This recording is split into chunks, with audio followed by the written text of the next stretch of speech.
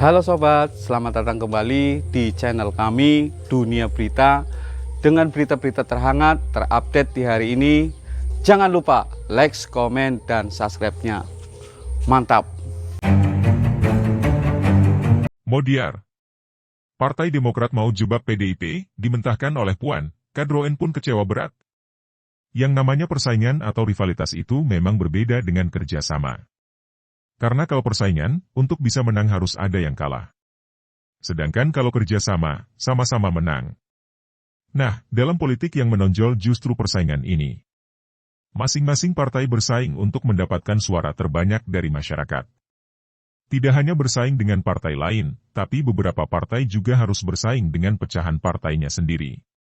Seperti PAN harus bersaing dengan Partai Umat, yang kedua partai itu sama-sama didirikan oleh Amin Rais.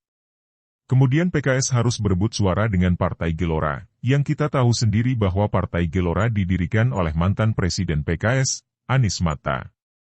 Termasuk Partai Demokrat harus bersaing dengan Partai Kebangkitan Nusantara, PKN, yang partai ini didirikan oleh para mantan kader partai berlambang bintang Mercy itu. Seperti Gede Pasek Suardika, Mirwan Amir dan Anas Urbaningrum. Cadas. Hehehe. Nah, persaingan yang terjadi antar partai tidak hanya dalam perebutan suara saja tapi juga dalam hal pilpres. Sebagaimana kita ketahui bahwa masing-masing partai punya capres yang diusung. Seperti pada Pilpres 2019 lalu, ada yang mengusung Jokowi dan ada juga yang mengusung Prabowo. Partai yang mengusung capres sama, bisa saja saling bekerja sama. Tapi untuk partai yang mengusung capres yang berbeda. Seperti Partai Demokrat mengusung Prabowo dan PDIP mengusung Jokowi. Pasti bersaing.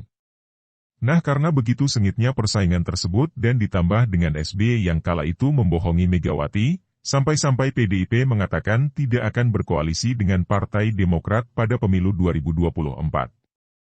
Artinya, sudah bisa dipastikan capres yang diusung oleh PDIP mendatang akan berbeda dengan capres yang diusung oleh Partai Demokrat. Karena berbeda itulah, pertarungan akan terjadi lagi. Dan aroma rivalitas ini sudah terlihat sejak dini. Seperti yang dilakukan oleh Sekretaris Majelis Tinggi Partai Demokrat Andi Malarangeng. Sebagaimana kita ketahui bahwa salah satu yang diusulkan sebagai bakal capres PDIP adalah Puan Maharani. Pertanyaannya, kenapa Puan? Karena dia putri Megawati. Kura-kura alasannya hampir sama dengan kenapa Ahy yang harus jadi cawapres Anies. Nah, lucunya wacana Puan mau diusung jadi capres oleh PDIP itu didukung oleh banyak pihak yang sebenarnya tidak suka sama PDIP. Di antaranya adalah Andi Malarangeng. Saya dukung kalau Mbak Puan mau jadi capres. Bagus itu, memberikan pilihan bagi masyarakat. Kalau ada 2, 3 calon atau bahkan 4, lalu kemudian satunya perempuan kan bagus, ujar ex-jubir SBY tersebut dengan nada seperti tanpa bersalah. Mbak Puan saya rasa bagus bagi negeri ini, kita punya calon, kita punya pilihan-pilihan, lanjutnya lagi. Padahal jelas, Andi ini kan mendukung Ahy. Kok tiba-tiba menyatakan mendukung Puan? Apa yang terjadi? Ini berkaitan dengan pernyataan yang disampaikan oleh Imam Ghazali bahwa pujian itu seperti madu dan racun, terasa manis namun di dalamnya mengandung racun yang dapat menyebabkan orang yang dipujinya musnah. Apalagi yang memuji-muji Putri Megawati agar mau nyapres itu, jelas pihak lawan. Artinya, ada maksud lain dari pujiannya tersebut. Lagian juga semua sudah tahu kok elektabilitas Puan seperti apa. Rendah Ferguson. Hanya 1% saja. Hampir sama dengan elektabilitas Cak Imin dan Airlangga. Kalau seandainya dia nyapres, sudah bisa dipastikan sangat mudah untuk dikalahkan oleh Anies Ahy. Apalagi kadrunista pendukung Anies suka memanfaatkan agama untuk kepentingan politik. Siap-siap saja nanti bukan MUI lagi yang mengeluarkan fatwa tapi PAK 212 juga berfatwa, haram hukumnya memilih wanita sebagai presiden, dan barang siapa yang mencoblos wanita sebagai capres maka jenazahnya tidak akan disyalatkan karena orang itu pasti akan masuk neraka. Dari sini saja sudah ketahuan kalau ternyata di balik pujian Andi Malarangeng yang super duper manis itu mau menjebak PDIP. Karena dengan dia tampil seolah mendukung Puan, harapannya Puan serta Megawati jadi besar kepala. Hingga PDIP benar-benar mencalonkan ketua DPR itu.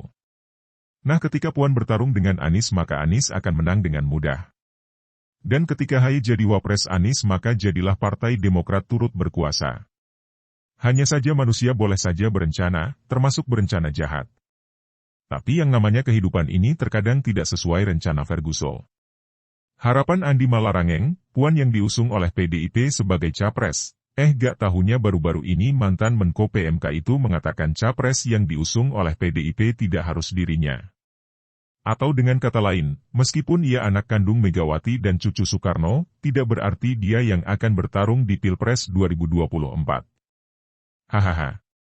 Jadi fix ya, PDIP akan mencalonkan capres yang peluangnya untuk menang besar.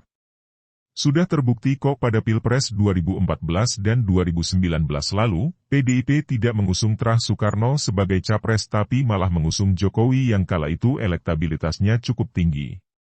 Artinya apa? Megawati juga rasional dalam menentukan pilihan. Gak nepotisme kayak SBY memilih AHY sebagai ketum Demokrat.